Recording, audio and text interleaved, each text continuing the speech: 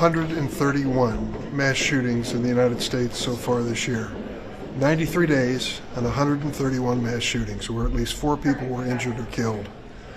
This is uniquely American, and the people of this country have to ask themselves a basic question. Had enough?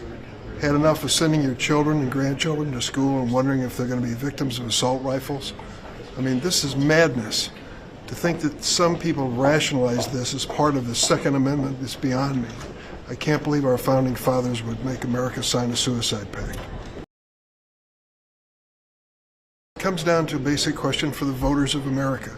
If you're sick and tired of worrying whether your kids or grandkids are going to come home safely from school each day, or from the movie, or out in the grocery store, will you do something about it?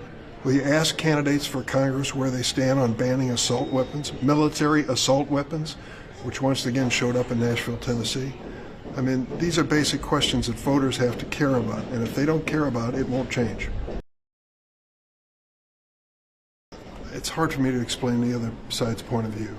It was inspired by the gun industry, which wanted to sell more firearms. So America has 400 million firearms today in a nation of 320 million people, more than one firearm for each individual. They wanted to sell more, and they were prepared to do it at any cost. I mean, at any cost. And so we end up with the craziness that we have. And it isn't just the matter of one party in Congress. The U.S. Supreme Court now is off on a mindless venture inspired by Clarence Thomas to suggest that our founding fathers would not have wanted us to take guns away from those convicted of domestic violence. That's the sort of warped thinking that some of these people are pushing. And unfortunately, with the MAGA majority on the Supreme Court, it prevails. I am hoping that we can move forward. The American people deserve a fight, and we need that fight to be about common sense measures like safe storage and better background checks, but also an assault weapons ban. The carnage, the mass murder, the killings must be stopped, and we know the answer.